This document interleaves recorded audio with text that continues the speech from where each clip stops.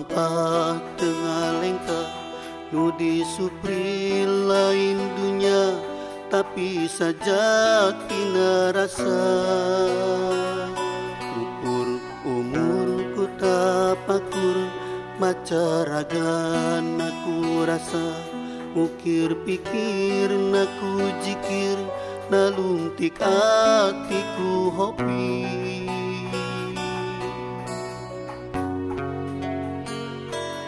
anjeun mutiara anu ngaji dina jero dada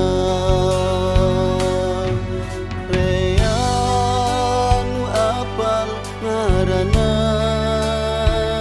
tapi teu apal wujudna. Assalamualaikum warahmatullahi wabarakatuh. Bismillah, alhamdulillah, syukurillah, salatu wassalamu ala rasulillah. La hawla wala quwwata illa billah.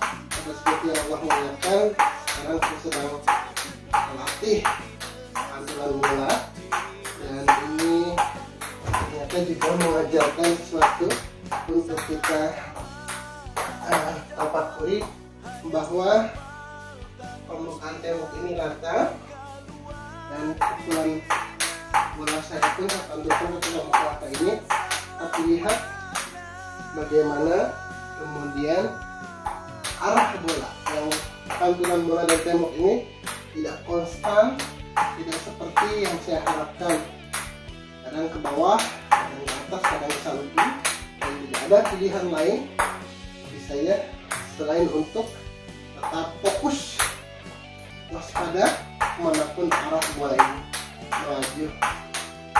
Jadi seperti itu juga kehidupan kita. Kadang kita lagi sudah merasa berbuat benar, berbuat yang baik, yang terbaik yang bisa kita lakukan, kemudian juga jalan kita sudah lurus menurut kita, tapi kadang respon yang kita terima justru tidak sesuai dengan yang kita harapkan. Persis seperti pantulan bola ini, saya berharap pantulan bola ini bisa konstan sehingga saya tidak perlu harus bersusah payah memutar back dan badan saya untuk mengejar bola. Tapi tidak demikian, bola tetaplah kadang liar, tidak terkendali. Seperti juga kadang kebaikan kita direspon dengan hal yang berbeda oleh orang lain. Kebaikan kita kadang disalahartikan, kebaikan kita kadang dibalas dengan hal yang justru sebaliknya. Bagaimana istilah, ada air susu dibalas dengan air tuba, dan memang seperti itulah kebaikan, karena kebaikan itu perlu ujian. Kebaikan kita itu perlu di-challenge. Apakah kita sudah benar-benar baik? Apakah yang kita lakukan itu sudah ikhlas, sudah benar dengan ketulusan, atau sebaliknya? Ketika kebaikan kita berdasarkan pandai, kita akan segera berhenti melakukan kebaikan manakala kita menghadapi tantangan atau manakala yang kita terima tidak sesuai dengan yang kita inginkan. Beda halnya ketika kita melakukan kebaikan tersebut dengan ikhlas, dengan ridho, tanpa pamrih, tanpa hitung-hitungan, tanpa riset dan lain sebagainya, sehingga apapun yang kita lakukan tidak mengharapkan feedback yang seperti yang kita inginkan. Seperti bola ini, kemanapun bola ini, kalau kebaikan itu kita lakukan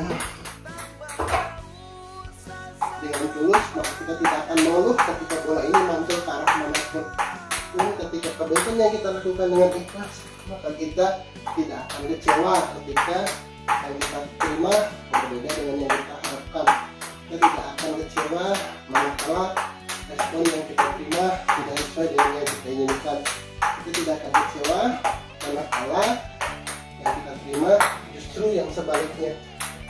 Jadi ternyata pantulan hidup itu seperti itu juga, bahwa kebaikan juga harus diuji, harus di-challenge agar kita benar-benar terlatih untuk menerima setiap respon dari kebaikan apapun yang kita lakukan. Cirinya, kalau kita sudah ikhlas melakukan kebaikan, maka kita tidak akan lagi berpikir untung rugi, kita tidak akan lagi berpikir susah atau sulit, kita tidak akan berpikir lagi apakah ini menguntungkan atau justru merugikan kita. Yang penting judulnya kita melakukan kebaikan karena Allah. Jadi seperti itu.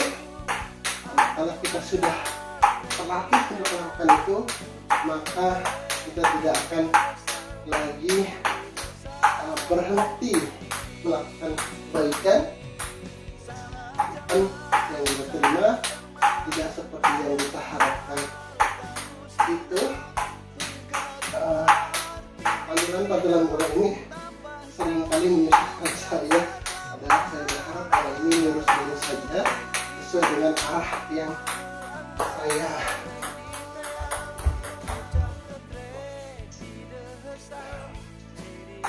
saya inginkan, tapi kadang saya harus maju mundur bergerak ke kiri ke kanan, kan kadang bola ini mantul bisa.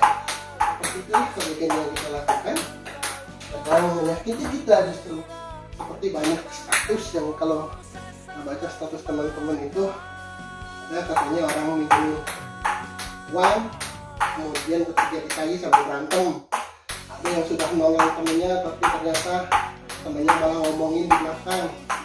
Ada orang atasan yang sudah mempromosikan anak buahnya tapi kemudian anak buahnya malah menginjaknya. Ada lagi orang yang sudah berbuat baik dengan mendudukkan jalan, tapi justru ketika dia sudah tahu jalan dia meninggalkannya. Ada lagi dan banyak lagi hal yang seperti itu. Dan lagi bahwa itu adalah ujian untuk kemurnian dan ketulusan hati kita ketika kita melakukan kebaikan. Baik, itu yang dapat saya sampaikan. Lumayan berkeringat, dan dalam kehidupan nyata pasti akan jauh berkeringat, jauh lebih melelahkan, jauh lebih banyak tantangan, dan jauh lebih nikmat kalau kita sudah bisa menikmati kebaikan yang dilakukan dengan ikhlas. Itu pasti akan melegakan.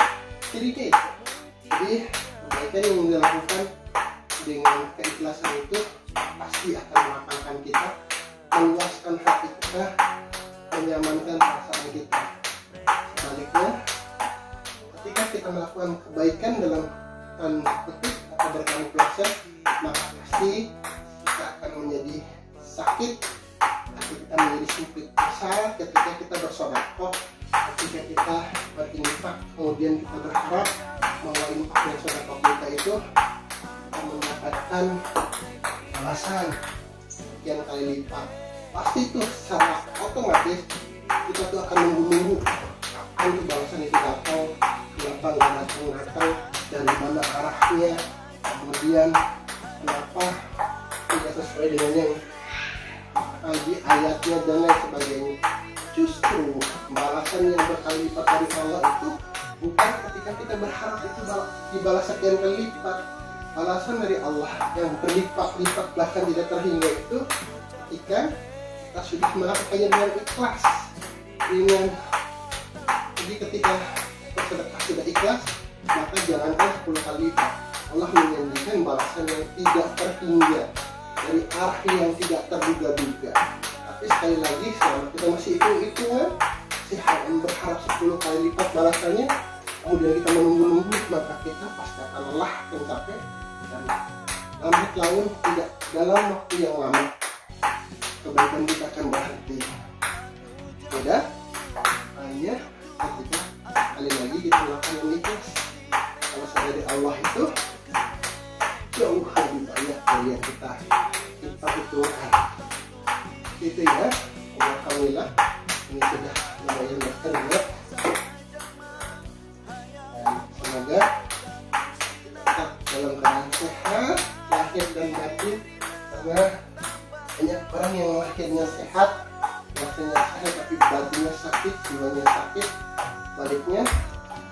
orang yang jiwanya sehat pun ketika badannya sakit tidak banyak yang bisa maka bermohonlah kepada Allah untuk disehatkan secara lahir dan batin. Assalamualaikum warahmatullahi wabarakatuh.